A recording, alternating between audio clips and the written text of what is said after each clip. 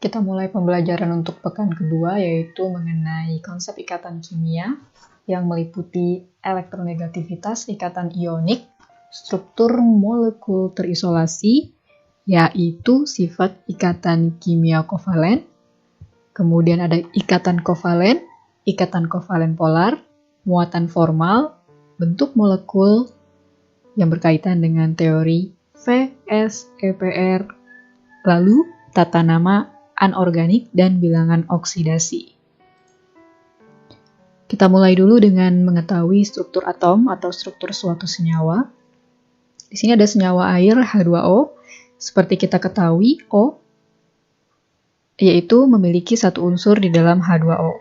Ada 2 H atau 2 hidrogen di sini. Makanya oksigen satu di sini dan ada hidrogen yang mengikat pada oksigen. Lalu terbentuklah molekul air. Bagaimana dengan ketampakan dari molekul amonia atau NH3? Ingat, NH3 berarti N-nya 1, H-nya ada 3. Jadi 1, 2, 3. Kemudian di sini ada molekul dari metan, yaitu CH4. C yaitu unsur atau atom karbon. Mengikat 4 hidrogen. Sehingga di sini ada. Untuk metilamin ada CH3, NH2. C yang ini memiliki H3. Terikat di sini. Lalu ada juga N. Seperti yang tadi kita lihat, di sini warnanya biru, maka di sini juga biru. H2. Begitupun seterusnya. Bergantung dengan jenis dari unsur yang terlibat dalam pembentukan ikatan ini. Kita lanjut. Nah, dari pemikiran sebelumnya yang telah tadi kita lihat, kok bisa ya satu unsur dengan yang lainnya membentuk suatu senyawa atau suatu molekul? Dikarenakan ada elektronegativitas, yaitu sifat berkala yang penting yang menunjukkan jika suatu atom mampu menarik elektron terhadap atom itu tersendiri sehingga nanti akan menjadi suatu penggabungan kimia. Di sini akan terbagi menjadi sifat-sifatnya lebih dulu. Kita sudah mempelajari tabel periodik yang mana ada unsur logam dan unsur non-logam. Jika logam, maka bersifat mudah menyerahkan elektron. Lalu dapat membentuk kation, sehingga dikatakan elektropositif. Kemudian sebaliknya, untuk non-logam, mudah menerima elektron, lalu membentuk anion, dan dikatakan elektronegatif. Ingat, kalau dia menyerahkan, berarti dia mendonor, positif. Kenapa? Karena kelebihan. Kalau menerima artinya kurang, maka akan dikatakan negatif. Berarti elektronegatif. Ingat, ini kata-kata elektronegativitas untuk yang sebelumnya tadi, konsepnya. Dilihat dari tabel periodik. Maksudnya kenapa, Bu? Kok disuruh lihat tabel periodik? Karena elektronegativitas itu akan bergantung pada nomor atom dan juga kulit dari suatu unsur, kulit atomnya itu, atau elektron valensi. Jadi di sini ada nilai elektronegativitas. Fluorin memiliki nilai elektronegativitas 4. Di mana itu fluorin? Fluorin itu F. Coba cari F ada di mana. Ini F.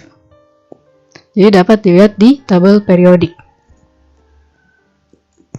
Selisih elektronegativitas besar, maka elektronnya akan berpindah. Itu dikatakan ikatan ionik. Tetapi ketika selisih elektronegativitasnya kecil, maka elektron tersebut akan digunakan bersama. Ini yang dikatakan sebagai ikatan kovalen. Untuk ikatan ionik berarti ada pengalihan elektron antar atom. Sedangkan untuk ikatan kovalen ada penggunaan elektron bersama antar atom. Ikatan kovalen polar Nah, ini berarti namanya pemindahan muatan secara parsial. Pembentukan ikatan kimia, di sini ada unsur golongan utama, tetapi kita tidak memperhitungkan tentang helium. Di sini ada elektron valensi atom netral, yang mana dikatakan nomor golongan. Ada inti atom dalam suatu atom. Ternyata atom tersebut pasti punya kulit atom. Kulit atom yang paling luar itu dikatakan elektron valensi. Sedangkan bagian kulit atom sebelum elektron valensi yaitu elektron teras. Nah, ini namanya model titik-titik elektron Lewis. Elektron valensi digambarkan dengan titik. Lalu ada elektron teras yang tidak digambarkan. Kemudian ada 4 titik pertama ditulis satu persatu di keempat sisi lambang unsur. Dan titik-titik berikutnya dipasangkan pada yang sudah ada. Saya tidak tahu gambarannya bagaimana, Bu. Kita lihat di slide yang selanjutnya. Ini dia. Titik merupakan arti jika suatu atom memiliki elektron. Di sini ada helium dan ada hidrogen. Hidrogen memiliki 1 elektron. Ingat, hidrogen dia ada di golongan 1. Begitu pula dengan litium, di golongan 1. Golongan berarti tabel periodiknya kita dapat lihat secara mendatar. Kalau periode berarti dia tegak lurus ke bawah.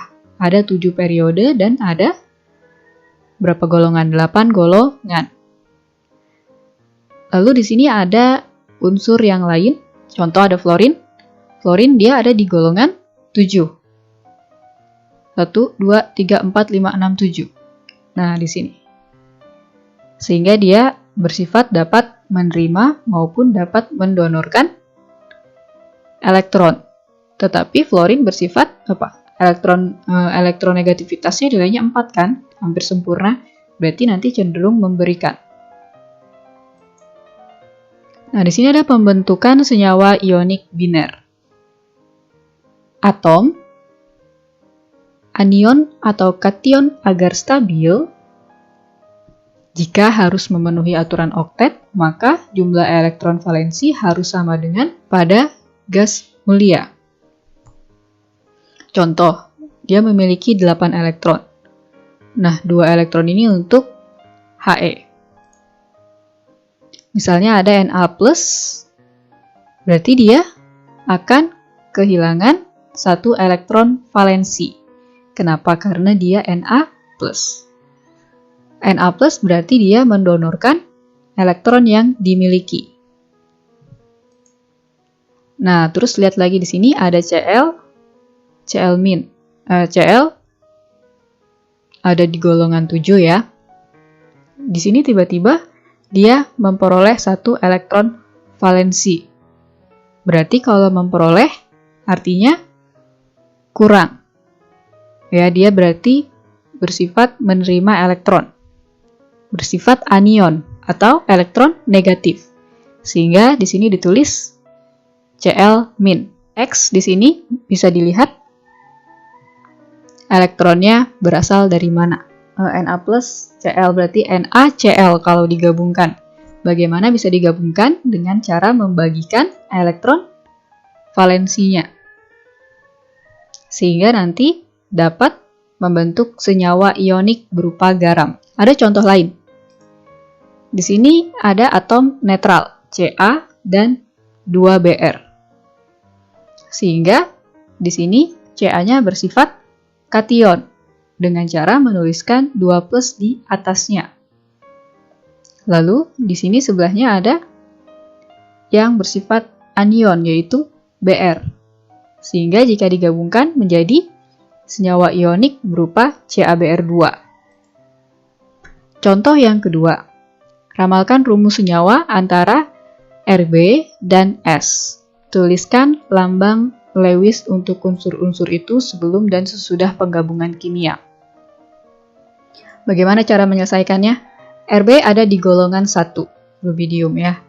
Berarti dia memiliki 1 elektron valensi. Saya tulis di sini Rb, lalu ada titik setelah di Rb ini. Lalu sulfur merupakan golongan ke-6. sehingga memiliki 6 elektron valensi. S, saya tulis begini, 1, 2, 3, 4, 5, 6. Nah, di sini pengalihan satu elektron masing-masing dari 2 atom Rb kepada satu atom S menghasilkan 2 ion Rb+, dan 1 ion S2-. Semuanya jadi oktet nih.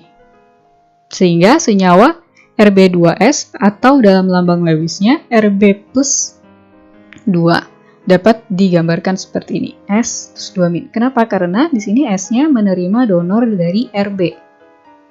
Ya, Rb-nya kan dia punya 1. Tapi menjadi Rb2 kan? Sehingga dia ada 1 Rb. 1 di atas, 1 di bawah. Jangan lupa ditulis 2- karena sulfur tadi menerima 2 elektron dari Rb. Dan Rb-nya menjadi 2 karena Rb di sini mendonorkan 2 elektron. Untuk mendonorkan 2 elektron berarti membutuhkan 2 unsur rubidium atau 2 unsur Rb.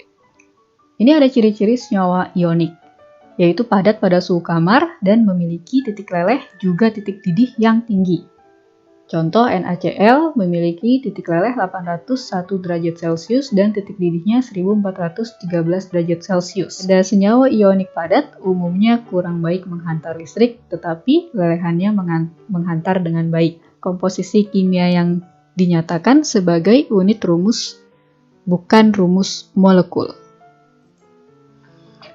Lalu kita beranjak ke ikatan kovalen, yaitu atom-atom yang identik dapat memperoleh konfigurasi elektron yang stabil dengan cara penggunaan bersama elektron. Contoh, elektron tidak berpasangan, ada Cl plus Cl. Jadi di sini dapat dikatakan elektron non-ikatan. Setelah berpasangan akan menjadi seperti ini. Digabungkan sisi yang kosong. Ya, titik 2-nya ini. Gabung, sehingga kalau ditulis maka kita tuliskan di sisi mana untuk digabungnya. Kalau 2 titik bersatu, berarti, bukan 2 titik ya, saya bilang 2 titik. Kalau 2 elektron bersatu, kita dapat gambarkan dengan satu garis. Horizontal ya. Itu artinya jika mereka saling bergabung. Nah, ini namanya ikatan kovalen. Lalu di sini ada H juga, 2H. H memiliki H sebagai golongan pertama, berarti memiliki elektron valensi 1, sehingga taruh di sini 1, 1. Lalu jika saya gabungkan akan menjadi seperti ini, sehingga jika digambarkan, garisnya akan seperti ini, hanya memiliki satu garis. 4Cl terhadap unsur karbon. C ada memiliki 4 elektron valensi karena ada di golongan 4. Sehingga Cl di sini bergabung 4 kali karena di sini ada tulisnya 4Cl. 2, 3, 4. Saya taruh di sini setiap elektron yang dimiliki oleh karbon. Sehingga dapat digambarkan dengan garis lurus seperti ini pada setiap 2 titik elektron yang digabung. Sekarang ada contoh kedua. Tulislah struktur titik-titik elektron untuk senyawa yang dihasilkan nitrogen dan hidrogen ketika berikatan kovalen. Saya tulis di sini 3 hidrogen untuk memenuhi kekosongan si nitrogen ini, sehingga dapat dituliskan NH3. Jadi deh, amonia. Makanya ada garis lurus seperti ini. Dan jika digambarkan dengan animasi, dia seperti halaman kedua yang tadi kita lihat di pendahuluan kuliah. Lalu sekarang kita beralih ke ikatan kovalen polar. Ikatan kovalen polar, jika saya memiliki 2 atom berbeda terikat secara kovalen, lalu ikatan elektron tersebut tidak digunakan sama rata, tetapi condong ke atom yang lebih elektronegatif. Contoh di sini ada HCl. H memiliki 1 elektron. Lalu di sini ada Cl memiliki 7 elektron. Namun, nilai elektronegativitasnya lebih tinggi Cl. Sehingga di sini HCl-nya terbentuk dengan mendempetkan hidrogen ke Cl. Jadi Cl-nya lebih mendorong atau mendonor ke Cl. Ya, di sini dapat dilihat ketika selisih elektronegativitasnya tinggi, maka dwikutub akan semakin kuat. Lalu ikatannya akan semakin polar. Contoh, gambarnya ini bisa dilihat H garis berarti itu merupakan penggabungan dari dua elektron dari masing-masing HCl. Nah, yang ini artinya muatan parsial, jadi setengah-setengah yang digunakan. H-nya mendonor, Cl-nya menerima. Jika lebih dari 1,7 untuk elektronegativitas, maka dapat menimbulkan ikatan ionik. Tetapi kalau nilainya 0 sampai 1,7, maka dikatakan ikatan kovalen polar. 0 dikatakan ikatan kovalen. Jika 2 atau 3 pasang elektron digunakan bersama, terbentuk ikatan kovalen ganda 2 atau 3. Contohnya, saya memiliki 2N, 2 nitrogen. Ini ada kekosongan ya di masing-masing sisi elektronnya ini. Tinggal digabungkan saja. Lalu akan menjadi 3 titik yang tergabung, sehingga saya dapat menggabungkan dengan simbol garis lurus berjumlah 3. Karena ada 3 yang tergabung di N tersebut. Ya, dikarenakan 3 elektronnya digunakan secara bersama-sama. Kalau 3 berarti ganda 3 ya. Kalau ganda 2 berarti hanya 2. Ini contohnya. Untuk yang ganda 2 ada 2O dan C. Berarti CO2 ya. CO2 kalau dideskripsikan, saya gabungkan setiap kekosongan elektron yang dimiliki oleh C terhadap O yang berjumlah 2, sehingga dapat saya tuliskan seperti ini strukturnya. Gambaran strukturnya ya. Ikatannya menjadi kovalen ganda 2. Lalu di sini contoh lain ada pembentukan etilena C2H4. Saya biasa berkata etilen. Ini ada di golongan 4 untuk karbon. Nah, lalu di sini ada hidrogen. Hidrogen tadi 1 ya, golongan 1. Nah, terus kita lihat. Saya pasangkan saja setiap kekosongan C terhadap 4 elektron dari unsur hidrogen. 1, 1, 1. Sehingga di sini ada yang digaris, namun ada juga yang 2 ikatannya. Yaitu yang mana? Yaitu yang C. Karena di sini ada 2 C. Agar dapat mengikat 4H. Sehingga digambarkan seperti ini strukturnya. Ingat ada 2C, 2 karbon. Lalu ada ikatan kovalen koordinasi, yaitu salah satu atom memberikan 2 elektron sekaligus kepada atom lainnya dalam membentuk ikatan kovalen. Di sini ada NH3 ditambah H+. Lalu saya akan menggambarkan seperti ini. Ya, dengan cara X ini berarti asal mulanya dari mana? N-nya ini sekalinya pindah dari H+. N mendonorkan ke H. Ceritanya adalah ini, tanda panah kadang-kadang digunakan untuk menyatakan pasangan elektron yang disumbangkan. Contoh yang kedua, tulislah struktur Lewis dari pernyataan berikut. Boron triklorida membentuk ikatan kovalen koordinasi dengan nitrogen dari molekul amonia. B itu boron. Lalu di sini kita lihat ada Cl3 dan di sini ada NH3, sehingga saat saya gabungkan akan membentuk seperti ini. Saya lambangkan dengan X karena dia bergabung dari elektron yang dimiliki oleh N. Jadi ini memberikan N-nya ke B, sehingga dapat dituliskan seperti ini lagi. H2SO4 itu apa? Asam sulfat atau bukan? Coba dicari tahu. Nah, di sini ada H2SO4. S itu ada di sini 4, lalu O-nya sendiri dari 8. 2, 3, 4, 5. Ada berapa? Ada 4 O. O dari golongan berapa? Nanti dicek. Dan akan membentuk ikatan seperti ini.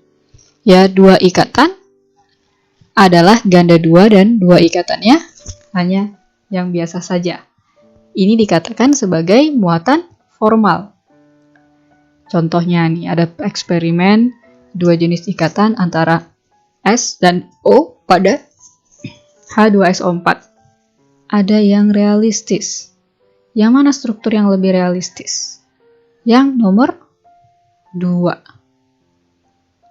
Karena dia lebih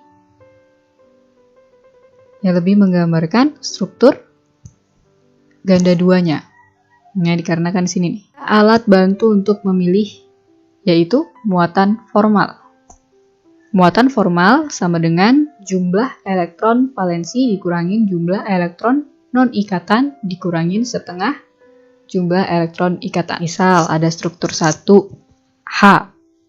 H memiliki elektron valensi 1.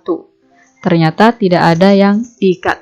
Sehingga saya tulis 1 dikurang 0. Tulis setengah. Dikali jumlah elektron ikatan yaitu ada 2. Tadi struktur 1 itu yang ini loh, Dek. Ini struktur 1 atau dapat dilihat di sini. Kan setengah-setengah. Setengah dikali jumlah elektron ikatan yang berikat ada 1 pasti. Berarti 1 ada 2 kali kan? 2. Karena ada 2H ya. Dan setiap H memiliki 1. Dan di sini muatan formalnya berarti 0. Begitu pula nanti seterusnya. Oh, yang di sebelah kiri itu berarti yang di sebelah sana. Oh kiri, patokannya S. S berarti di tengah. Nah, gitu. Jadi struktur 1 memiliki 3 atom bermuatan dengan energinya sangat tinggi, sehingga menjadi tidak stabil. Tapi kalau E2, dia menjadi stabil. Kita beralih ke panjang dan juga energi ikatan. Satuan internasional dari energi ikatan yaitu kilojoule mol pangkat min 1. Sedangkan untuk panjang ikatan yaitu adalah 10 pangkat minus 10 meter. Wow. Berarti sangat kecil sekali, kita tidak dapat mengukurnya dengan penggaris. Oke, di sini ceritanya yang paling besar energi ikatannya yang mana? Yaitu yang molekul N2. Molekul N2 memiliki energi ikatan lebih besar. Adalah ketika suatu molekul memiliki panjang ikatan yang lebih pendek, berarti semakin kuat. Dibuktikan dengan adanya energi ikatan yang besar. Kalau dari contoh sebelumnya, bagaimana? Contoh sebelumnya berarti semisal tadi antar molekul saling berikatan dengan memiliki ikatan ganda 3. Ikatan ganda 3 dengan ikatan ganda 2 itu lebih kuat ikatan ganda 3. Sedangkan ikatan ganda 2 dan ikatan ganda 1 lebih kuat ikatan ganda 2. Ya itu. Dan panjangnya itu semakin dia panjang, maka energi ikatannya semakin lemah atau semakin kecil. Ya, di sini. Panjang ikatan tinggi, maka energi ikatannya akan rendah. Dan ukuran atomnya berarti besar. Ini dalam satu golongan ya. Ketika dalam satu golongan suatu atom itu memiliki ukuran yang besar, berarti panjang ikatannya akan lebih panjang sehingga energi ikatannya lebih kecil. Yang lebih baik yang mana, Bu? Yang lebih baik itu yang energi ikatannya lebih besar. Karena dia akan cenderung lebih stabil. Ini contohnya ada panjang ikatan F2 lebih kecil daripada Cl2, lalu tapi lebih kecil daripada Br2 dan lebih kecil dari I2. Dapat lihat dari tabel ini ya. Lalu ini orde ikatan yang sempat saya singgung, mengapa ikatan yang memiliki satu orde saja itu lebih kecil energinya ketimbang yang memiliki ikatan ganda dan ikatan ganda 3. Di sini dapat dilihat jika panjang ikatan orde ikatan yang memiliki satu adalah lebih besar ketimbang yang memiliki ikatan rangkap yang lebih banyak kecil. Sehingga panjang ikatan yang besar energinya maka lebih kecil ya. Jadi orde ikatan yang banyak, panjang ikatannya lebih pendek. Dan energi ikatannya semakin tinggi. Ini ada contohnya ya, yang lain. Nah, di sini kita sudah sampai kepada teori VSEPR. Jadi ini merupakan valence shell electron pair repulsion atau tolakan pasangan elektron kulit valensi. Kita lebih mempelajari hal yang bersifat linier, seperti ini garisnya kan linier, lalu trigonal, yaitu molekul yang dapat membentuk struktur bengkok. Jadi nanti kita mempelajari derajat-derajat struktur pada molekul polar dan molekul nonpolar. Yang ini molekul nonpolar CO2, sedangkan H2O molekulnya bersifat polar. Molekul dengan jumlah lebih dari satu ikatan kovalen polar dapat bersifat polar maupun nonpolar, tapi bergantung pada susunan ikatannya di dalam ruang. Misalnya susunannya ini bersifat linier, yaitu 180 derajat. Yang ini sudah tidak linier. Aturan umum teori Vespers yaitu dalam kaitannya dengan tolak-menolak pasangan elektron, ikatan rangkap 2 dan ikatan rangkap 3 dapat diperlakukan sebagai ikatan tunggal.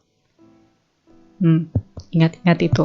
Tapi kalau di dalam konsep orde ikatan, kita tetap gunakan ikatan ganda dan ikatan ganda 3 ataupun ikatan dengan orde 1 untuk menghitung jumlah dari entalpi energi. Hanya saja kalau teori Vespers lebih ke struktur, sehingga tidak berlaku untuk ikatan tunggal maupun ikatan double. Di sini jika suatu molekul memiliki 2 atau lebih struktur resonansi, maka model Vespers-nya dapat diterapkan pada setiap struktur tersebut. Notasi Vespers nanti ada A dan B untuk atom pusat dan atom terikat secara berturut-turut. Atom pusat berarti A, yang atom terikat berarti B. Sehingga nanti notasi yang umum yaitu ABX atau UY. ABX UY. U-nya itu apa? U adalah pasangan elektron bebas. Ini contoh lebih detailnya, yang A berarti dia di tengah. B-nya yang terikat. Kita lihat. B berarti atom terikat, yang ini pusat. A-nya pusat. A berarti di tengah. A di tengah, yang ini terikat. Ya, begitu pula seterusnya. Tetapi yang harus diperhatikan adalah sudutnya, derajatnya bagaimana. Ini contoh untuk molekul apa? Kalau seperti ini berarti dia bersifat linier, 180 derajat. Kalau dia polar atau trigonal berarti 120 derajat. Ini trigonal planar ya. Lalu di sini ada tetrahedral. Tetra itu 4. Tuh, 2, 3, 4. Sudutnya 109,5 derajat. Lalu ada trigonal bipiramidal. Seperti piramida namun dia trigonal. Sudutnya bisa 90 derajat, 120 derajat, dan 180 derajat. Ini, ada 3 sudut. Ada 3 sudut tetapi membentuk seperti piramida. 2 piramida. Lalu di sini ada oktahedral. Oktahedral berarti ada 8. 1, 2, 3, 4, 5, 6. Okta berarti berapa? Kalau oktahedral. Nah ini dia dengan 6 atom yang terikat. 1, 2, 3, 4, 5, 6. Dan ini sudutnya 90 bisa. Ini 90, 90, 180 juga bisa. Ya, ini 90 lagi, 90, 90, 90. Dan ini gambarnya ya. Di sini ada satu molekul yang atom pusatnya memiliki lebih dari satu pasangan elektron bebas. Notasi Vespers-nya bagaimana? Misalnya notasi Vespers-nya AB2U. Tadi kan tidak ada U-nya. Yang ini, sekarang ada U. Ditambah seperti ini. Ada sudut angularnya. Ini berarti namanya trigonal planar. Contohnya ada O3, NO2-, lalu SO2. Lalu ada NH3 di sini. Dia bentuknya tetrahedral dan SO3 2-. Lalu ada lagi di sini H2O yang bersifat angular juga. Nah, ini posisinya dan dia sudutnya tetrahedral. Geometri ya. Oh iya, ada yang paham masalah sp2. nanti kita bahas setelahnya ya. Ini sp2, sp3 juga ada. Dan kita lihat lagi contoh selanjutnya, yaitu ada geometri yang bersifat trigonal bipiramidal dengan adanya satu elektron bebas, satu pasang elektron bebas, yaitu pada SF4, lalu ada ICl3 dan ClF3. Jadi bentuknya seperti T-shape. Yang ini seperti seesaw. Dan yang ini bersifat linier yang terakhir. Contohnya Xe, F2, dan I3. Oktahedral ada? Ada. Contohnya IF3, BRF5. Oh, contohnya IF5 dan BRF5. Kemudian ada oktahedral juga yang memiliki 6 densitas elektron tertinggi pada contoh IF4 dan XeF4. Bilangan sterik, lambangnya Sn, didapat dari jumlah atom yang terikat pada atom pusat ditambah dengan jumlah pasangan elektron non-ikatan pada atom pusat. Contoh, hitunglah bilangan sterik untuk iodin pada IF4 dan untuk bromin pada BrO4-. Kedua ion molekular memiliki pusat I- atau Br- yang dikelilingi oleh 4 atom. Tentukan pula geometri pasangan elektronnya. Sehingga dapat diselesaikan, kita tentukan dulu elektron valensi untuk I dan juga F. Setelah itu, nanti kita akan membuat 4 ikatan ke I lewat F. Ya, tapi dua pasangannya bersifat non-ikatan karena ada 4 elektron yang sisa.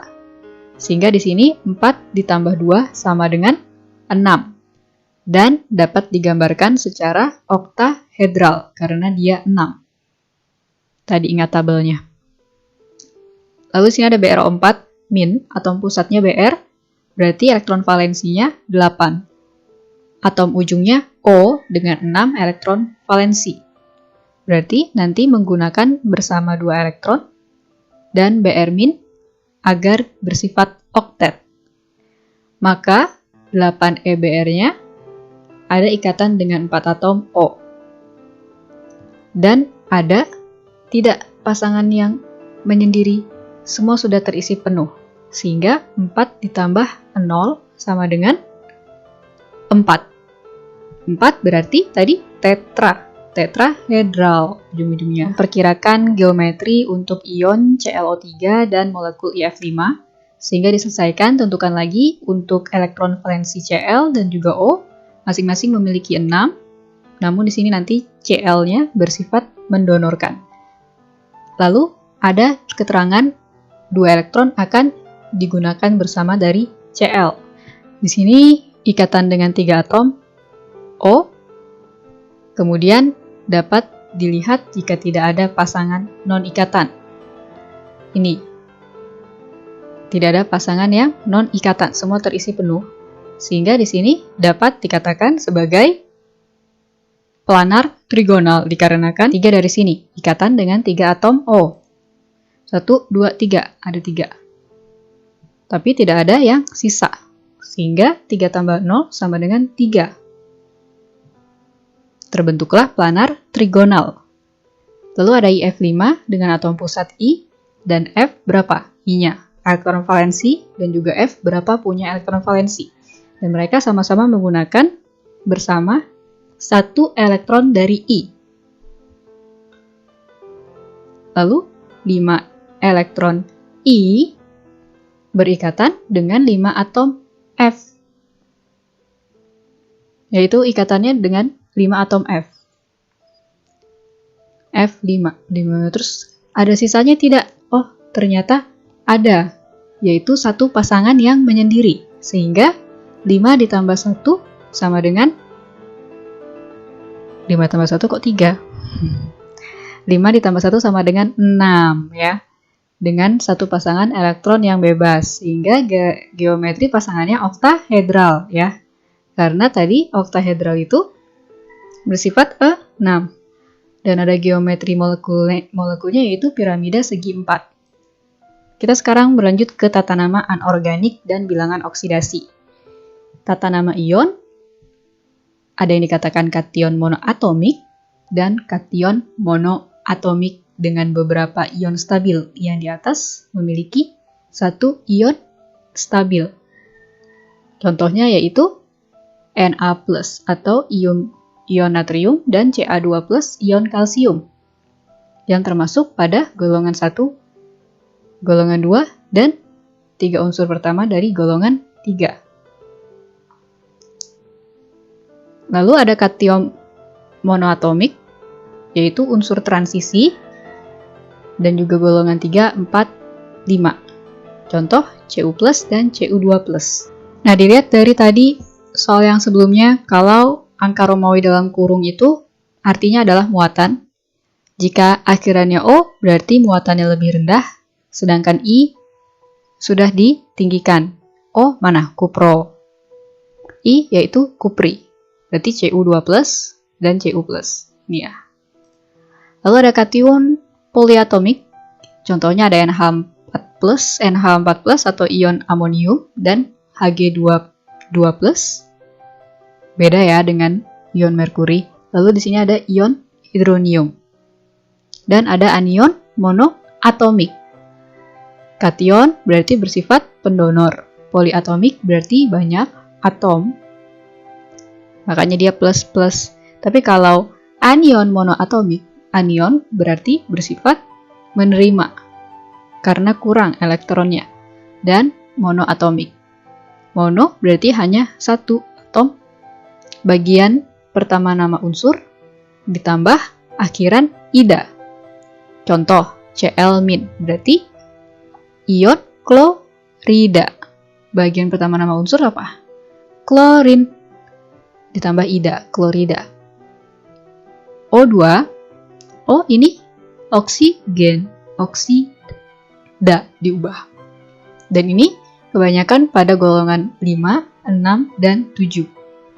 Dengan anion monoatomiknya -3, -2, dan juga -1.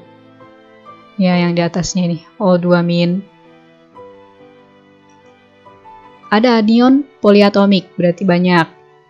Kalau poli, min. Contohnya itu ion silikat, klorid, klorat, nitrat, hidrogen karbonat. Nah ya, tata nama senyawa ioniknya berarti nama kation, nama anion. Nah, asas kenetralan muatannya berarti muatan plus dari kation, lalu diimbangkan oleh muatan negatif dari anionnya. Contohnya itu NaBr, Mg3N2, kalau FeCl2 dan FeCl3 bagaimana? Lalu selanjutnya ini bagaimana? Nah, itu harus dipikirkan. Nah, di sini ada contoh selanjutnya, apakah rumus kimia untuk barium oksida dan cesium nitrida, Ba, itu barium, berarti golongan 2, Ba2+. O golongan 6, O2-, karena oksida ya, oksida kan 2 ya. Terus itu asas kenetralan muatan, setiap satu ion Ba2+ diseimbangkan oleh satu ion 2-, sehingga menjadi BaO. Karena dia 2+, 2-. Bagaimana dengan CS3N, yaitu cesium nitrida? Coba dicari. Lalu di sini ada nama senyawa ionik yang mengandung ion poliatom seperti A, B, dan C. Penyelesaiannya bagaimana namanya? NH3 itu kan amonia. Berarti ini namanya amonium klorat. Lalu yang NaNO2 namanya natrium nitrit. Na natrium, NO2 nitrit. Li itu litium, CO3 itu karbonat. Bilangan oksidasi. Jika dia unsurnya bebas, berarti bilangannya adalah 0. Lalu di sini ada bilangan oksidasi logam alkali, yaitu +1, dan biloks untuk F, yaitu -1. Biloks logam alkali tanah, Zn dan Cd, itu +2. Sedangkan untuk H +1, O yaitu -2. Di sini ada pengecualian. yaitu untuk bilok O, min 1 dalam peroksida, dan bilok H itu min 1 dalam hidrida. Seperti biasa, saya sudah memberitahu, jangan dihafalkan. Contoh yang selanjutnya yaitu adalah tetapkan bilangan oksidasi setiap atom dalam senyawa CSF dan CrO42-. Yang pertama, bilangan oksidasi CS berarti plus 1, itu ikut aturan 3. Jadi bilangan oksidasinya berarti min 1. Ya, dikarenakan ada kurang atau lebih. Ya, supaya imbang, makanya ditambah lalu ada min 1-nya. Karena CS itu bersifat plus dan berarti harus min, jadi seimbang, netral. Ada bilangan oksidasi min 2, masuk aturan 7. Ini aturan 7. Berarti muatan ionnya min 2. Jadi bilangan oksidasi Cr sama dengan plus 6.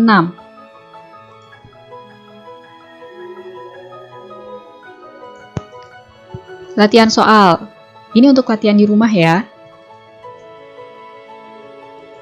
Terima kasih.